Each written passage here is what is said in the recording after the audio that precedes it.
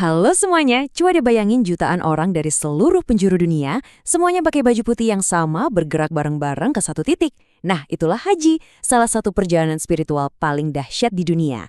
Dan hari ini kita bakal bedah tuntas setiap langkahnya. Setiap tahun, jutaan umat muslim dari berbagai belahan bumi kumpul di satu tempat, Ka'bah, di kota suci Mekah. Ini bukan sekedar jalan-jalan biasa loh, ini adalah pertemuan manusia terbesar di planet ini. Pemandangannya benar-benar luar biasa, nunjukin persatuan dan pengabdian yang total. Kalau ngelihat skalanya yang segitu besar, pasti kepikiran kan, gimana sih sebenarnya ritual ini dijalankan? Apa aja tahapannya? Nah, tenang, kita bakal kupas semuanya satu persatu. Oke, ini dia peta perjalanan kita. Kita mulai dari kenapa haji itu wajib, terus persiapan apa aja yang dibutuhin, masuk ke kondisi suci yang namanya ihram, lanjut ke ritual-ritual intinya, terus kita bahas aturan main dan konsekuensinya, sampai ke tujuan paling utama dari semua ini. Oke, kita mulai dari yang paling dasar dulu ya. Kenapa sih jutaan orang ini rela banget menempuh perjalanan yang, ya bisa dibilang cukup menantang ini? Jawabannya simple, karena ini adalah fondasi ajaran Islam. Haji itu rukun Islam yang kelima, sebuah kewajiban suci bagi mereka yang mampu. Kalau diartiin secara harfiah, haji itu artinya bermaksud mengunjungi. Tapi dalam istilah agama, definisinya itu presisi banget.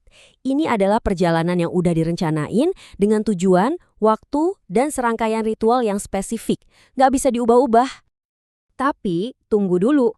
Kewajiban ini tuh nggak buat semua orang loh, ada syarat-syaratnya. Jadi, yuk kita lihat siapa aja sih yang wajib berangkat haji dan apa konsep dasar yang wajib banget dipahami sebelum berangkat. Syarat utamanya ada 5 ya. Pertama, harus muslim, pastinya. Kedua, berakal sehat. Ketiga, udah dewasa atau balik. Keempat, bukan seorang budak. Dan yang kelima, ini yang paling sering jadi penentu, yaitu mampu atau istita'ah. Mampu di sini artinya bukan cuma soal duit buat berangkat, tapi juga sehat secara fisik dan cukup ninggalin bekal buat keluarga di rumah. Nah, ini nih bagian yang krusial banget buat dipahami. Di dalam haji itu ada yang namanya rukun dan ada wajib. Gampangnya gini, bayangin rukun itu tiang utama rumah. Kalau satu aja tiangnya nggak ada, rumahnya ambruk kan? Nah sama, kalau satu rukun kelewat, hajinya nggak sah. Kalau wajib, ini kayak bagian penting lain di rumah. Kalau kelewat, hajinya masih bisa diselamatin, tapi harus bayar denda atau dam. Oke, perjalanan haji secara fisik dan spiritual itu dimulai pas seorang jemaah masuk ke sebuah keadaan suci yang disebut ihram. Ini bukan sekedar seremoni pembuka ya, ini adalah langkah pertama yang penuh makna dan sangat kritis. Ihram itu lebih dari sekedar ganti baju. Ini soal transformasi diri. Dengan niat di hati dan pakai 2 lembar kain putih tanpa jahitan buat laki-laki, seorang jemaah itu seolah-olah ngelepasin semua status duniawinya. Semua jadi sama di hadapan Tuhan. Gak ada lagi si kaya dan si miskin. Gak ada lagi pejabat atau rakyat biasa. Simbol kesetaraan yang luar biasa. Nah, proses masuk ihram ini nggak bisa dilakuin di sembarang tempat. Ada batas-batas geografis yang udah ditentuin, namanya mikot. Seperti yang kita lihat di sini, titik mikotnya ini beda-beda, tergantung jamaah datang dari arah mana. Contohnya, jamaah dari Madinah mulai ihramnya di Zulhulaifah. Kalau dari arah Yaman, mulainya di Yalamlam. Ini buat mastiin semua orang masuk tanah suci dalam keadaan spiritual yang sama, nggak peduli dari mana asalnya. Begitu masuk kondisi ihram, ada serangkaian larangan ketat yang langsung berlaku. Tujuannya apa? Supaya jamaah bisa fokus total sama ibadah dan ngejauhin diri dari segala kemewahan atau urusan duniawi. Larangan ini berlaku sampai ritual-ritual tertentu selesai. Sekarang kita sampai di bagian paling inti dari semua ini. Rangkaian ritual utama yang jadi puncak ibadah haji. Inilah jantung dari seluruh perjalanan spiritual yang luar biasa ini. Ritual pertama dan yang paling utama, wukuf di Arafah. Sampai-sampai ada hadis yang bilang, haji itu adalah Arafah. Ini nunjukin betapa sentralnya momen ini. Coba bayangin, jutaan orang berdiri bareng di satu padang yang luas, cuma fokus berdoa dan minta ampun. Kalau sampai kelewatan wukuf, bahkan sedetik aja hajinya dianggap nggak sah. Setelah matahari terbenam, baru deh mereka bergerak ke Muzdalifah buat bermalam. Besoknya, para jemaah melakukan lontar jumrah. Ini adalah ritual simbolis buat nginget lagi gimana Nabi Ibrahim nolak godaan setan. Setelah itu, mereka kembali ke Mekah buat ngelaksanain tawaf ifadah, yaitu muterin Ka'bah 7 kali. Dan ini juga termasuk rukun haji yang nggak boleh banget ditinggalin.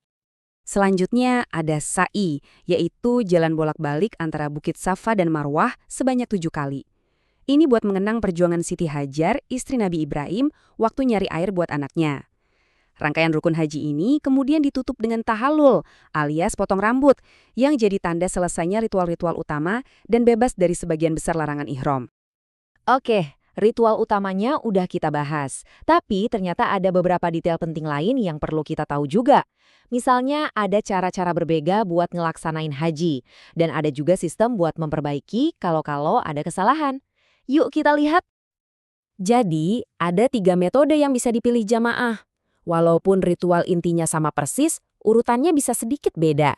Yang paling umum itu tamatu, di mana jamaah melakukan umroh dulu, keluar dari ihram sebentar, terus masuk ihram lagi buat haji. Ada juga qiron, di mana niat haji dan umroh digabungin dari awal dalam satu ihram. Nah, pilihan metode ini nantinya bakal ngaruh ke perlu atau enggaknya seorang jamaah bayar dam. Nah, ini dia yang namanya dam yang tadi kita sebut-sebut.